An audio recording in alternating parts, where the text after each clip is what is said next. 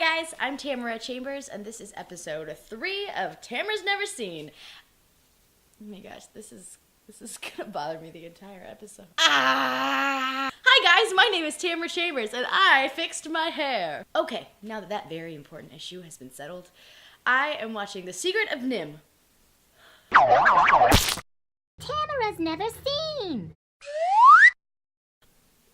Okay, well, if you haven't seen The Secret of NIMH, you need to make that a priority today because it's incredible and I love it with all of my heart. And it's one of the best animated shows I've ever seen. It's so sweet.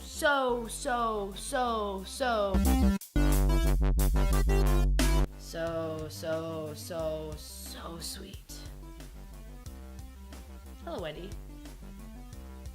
She wants to be the new star. She's jealous of Ike. So if you haven't seen it, it starts off with Mrs. Brisby, who is the most courageous, pure, sweet female character that that I've ever seen in an animated cartoon movie. A wonderful, strong, and courageous woman character. I wonder if this movie is getting any hate. I sure am after that. So she goes and sees Mr. Ages, who is an adorable old man mouse, and he stirs up a potion to give to Timmy, her son, who has pneumonia and is dying. Also, I have to assume that having pneumonia as a mouse is really serious. Then you meet Jeremy the bird, who's tied up in string, and he's talking about meeting the love of his life, and he's hilarious, and I love him, obviously. Everyone knew that I was gonna love Jeremy. If you've seen the movie and you're watching this review, you already have called that I am going to love Jeremy with all of my heart. The star of this show is here. See what the internet can do? You'd be out of here by now if everyone didn't come to your defense. But now I'm like, oh, we're best friends. This is great, I love this. I'm not gonna push him out of frame at all. We are best friends though, I love Ike with all of my heart. Bye. Almost fell. Speaking of incredible felines, there's a cat in this movie, so obviously it's already the best movie ever. I love that there's a cat named Dragon so much, and I wrote, oh, this is my notebook with all of my notes, and I wrote down, wait, there's a cat named Dragon? Right, Game of Thrones reference later, and I didn't. So just know that I was going to, and then I didn't. I've not seen the show. I did read the books though, so I only read the first 4. So they go back to Mrs. Brisby's house, and you see all of her children, and she's got 3 healthy children and 1 sick, Timmy. Then their Auntie Shrew shows up. Auntie Swine? No, Shrew. Swine is a pig. They're rats. No, they're mice. Oh my gosh. I'm learning so much. What I love about the scene is Mrs. Brisby's healthy son, Martin, speaks up to Mrs. Auntie Shrew, and it's hilarious, and I wish I was that brave. He's like, you're a loudmouth, and she's like, whoa, I've had enough of that. And she leaves, and then she falls down the stairs, because comedy, and I love it, it's so cute. I have finally built up the courage to say this. You are a loudmouth. So you see Mrs. Brisby give Timmy the medicine that Mr. Ages gave her, and she's spooning it in, it's so cute. And he can't move for 3 weeks, that's the deal. He won't heal if he moves out of bed in the next 3 weeks. First of all, number 1, I will flip the fuck out if Timmy dies. I will flip. I don't know what I will flip, but I will flip something over. I will flip. That was string cheese. That was for Ike. If he wasn't gonna come over, I was gonna lure him in with string cheese. It's his favorite snack. Okay. Then you find out that NIMH means the National Department of Mental Health. National Institute of Mental Health. It's the National Institute of Mental Health because there's no D in NIMH. Good job, Tamara. But that's so weird that is what NIMH means. This children's film is an acronym for National Institute of Mental Health. And until you get to the end of the movie and realize what the story is and what happened with all the creatures, you're just like, what the fuck, why? So then moving day comes, and that's when the farmers plow the land that the mice live on, so they have to move. And it's terrifying. So I missed this. In the beginning, there's this sorcerer dog. I thought it was a dog. It's not. It's a rat.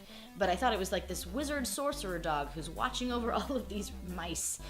This mouse, Mrs. Brisby, and her late husband, Jonathan. Her husband died, Jonathan. He's like, I love them, and this is a thing, and amulets. So, cut to the scene after the plow incident, and he is talking about them again, and he sees that she saves her son and stops the plow, and he's like very impressed. So she goes and talks to the Great Owl, who is a great owl. He reminds me of the bad guy owls in Cock-a-Doodle, which I loved as a kid, and that's so embarrassing. And so he tells her to go and get help from the rats. He's like, the rats will be helpful. My best friend in 6th grade was my pet rat named Yogurt, and he was very helpful in being my best friend. I love when you go into the rat's lair and there's all of this, like they're generating energy, and like their purpose in life is to find a way to get their own energy without stealing from the humans, because they don't want to be stealing.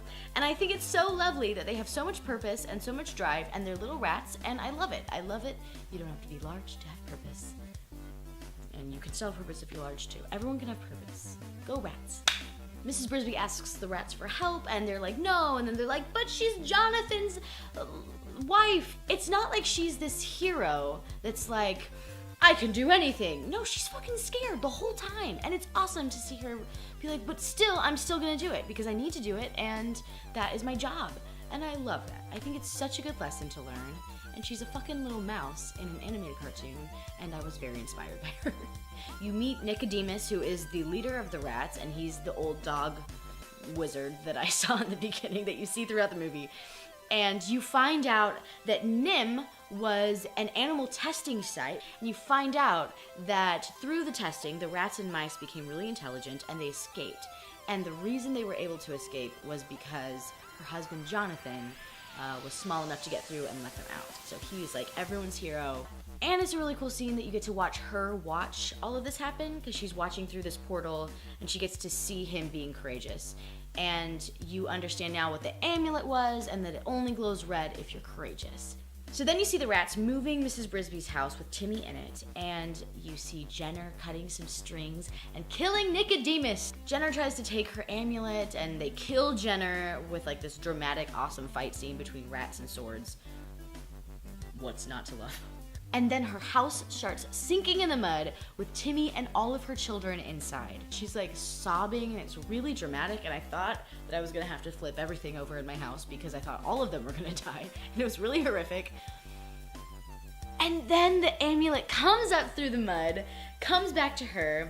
You see a flashback of Nicodemus saying, if you're courageous at heart, this amulet has a lot of power. And she grabs it, it burns her hands, and she still is holding on to it. She's so scared. And then the house comes up through the mud.